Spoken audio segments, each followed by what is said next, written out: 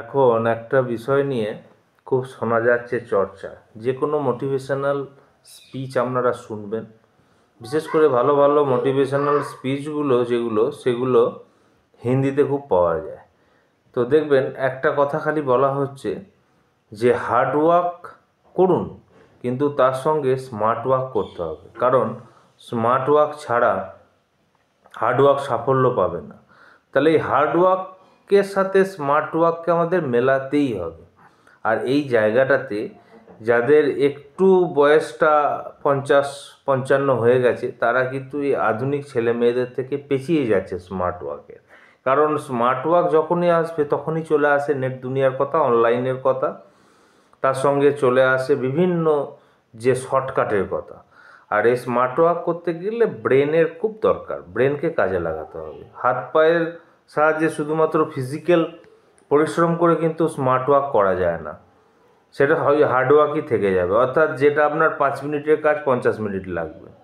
সেই জন্যে বুদ্ধিকে অ্যাপ্লাই করতে হবে যে কোন কাজটা কিভাবে করলে আমার সহজে সরলভাবে সেটা হয়ে যায়।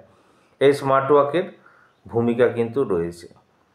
আমি একটা বিষয় নিয়ে দেখছিলাম যে হার্ড ওয়ার্কের সঙ্গে স্মার্ট ওয়ার্কের কী পার্থক্য। একটা ছোট উদাহরণ দিই, তাহলে পরিষ্কার হয়ে যাবে। সেটা হচ্ছে, যে কোনো সার্ভিসে এখন পুলিশ ভেরিফিকেশন সার্টিফিকেট লাগে, আমরা জানি।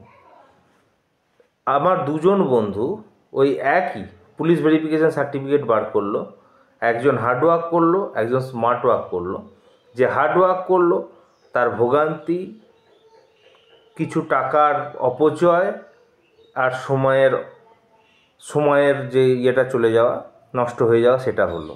আর যে স্মার্ট ওয়ার্ক করলো সে ঘরে বসে হয়ে গেল। তার কীরকম, দুজনাকেই চেয়েছে পুলিশ ভেরিফিকেশন, কিন্তু একজন গেল অফলাইনে ম্যানুয়ালের মাধ্যমে গেল, কারণ সে তার নলেজের মধ্যে কারোর সাথে আলোচনা করে নিল না যে এটাকে কীভাবে সহজে করা যায়।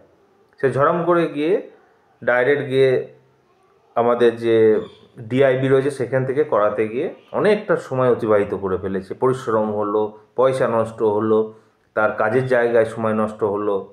আর একজন কী করলো, মানুষের কাছে জেনে নিয়ে অনলাইনে নিজের মোবাইল থেকে করে দিয়ে 7 দিনের মধ্যে সহজে পেয়ে গেল। উদ্দেশ্য একটাই ছিল, সেটা হচ্ছে যে পুলিশ ভেরিফিকেশন সার্টিফিকেট, পিসিসি সার্টিফিকেটটা পাওয়া। একজন গেল ম্যানুয়ালে, নলেজ না নিয়ে স্মার্ট ওয়ার্ক করলো না, হার্ড ওয়ার্ক করলো, পরিশ্রম করলো, বাপরে কত কষ্ট, দীর্ঘ নিঃশ্বাস। আর একজন খুব সুন্দর করে স্মার্ট ওয়ার্কের মাধ্যমে অনলাইনে করে দিল। আপনি কাকে বলবেন যে কাজটা দুজনাই করেছে, কিন্তু কাকে বলবেন যে শ্রেষ্ঠ কর্মী? অবশ্যই সেকেন্ড ওয়ানকে, দ্বিতীয়টাকে। আমি এই উদাহরণটা দিলাম। এরকম বিভিন্ন কাজ আছে যেগুলো শুধুমাত্র অনলাইন নয়, স্মার্ট ওয়ার্ক শুধুমাত্র যে অনলাইনে করছে বলে তা নয়। যে কোনো কাজ কম সময়ের মধ্যে সহজভাবে কি করা যায় আগে ভেবে নিয়ে শুরু করলে এটা হয়। আপনি রান্না বান্না থেকে শুরু করে বাড়ির গৃহস্থলীর কাজ থেকে শুরু করে বাজার হাট থেকে শুরু করে সমস্ত জায়গায় এটা অ্যাপ্লিকেবল। কিন্তু আপনি দেখবেন আবার কেউ কেউ কিন্তু নেবে না, কারোর উপদেশ, কারোর পরামর্শ নেবে না। সেই গতানুগতিকই চলবে পুরনো ধ্যান ধারণাতে, খেটে মরবে, ভোগান্তি হয়ে মরবে। তবু কিন্তু তারা কারোর পরামর্শ বা আধুনিকরণ নিজেকে করবে না, আপডেট করবে না। সেই জন্যে অন্ততপক্ষে গোঁয়ার্তুমিটা ছাড়তে হবে, স্মার্ট ওয়ার্ক করতে হবে। দরকার পড়ে আপনি বাড়ির যারা ছোটরা আছে তাদের পরামর্শ নিন, কারণ তাদের এখন ধার অনেক বেশি এই সমস্ত স্মার্ট ওয়ার্কের ব্যাপারে, যে কীভাবে শর্টকাটে করে দেওয়া যায় তারা কিন্তু অনেক বেশি জানে। কিন্তু আপনি যদি রুদ্ধদ্বারে নিজেকে রেখে দেন, দরজা আটকে রেখে দেন যে আমি কাউকে আসতে দেবো না আমার নলেজের ভেতরে, তাহলে কিন্তু আপনার ভোগান্তি চলতে থাকবে। তার জন্য কিন্তু আপনি নিজেই দায়ী, আর কেউ নয়। সেই জন্য বারবার বলছি, একটু ভাবুন যে যেভাবে চলে আসছে সেটাকে কিভাবে আপডেট করা যায়। যে কোনো কাজের ক্ষেত্রে, আপনার ছোটোখাটো পড়াশোনার ক্ষেত্রেও ঠিক তাই।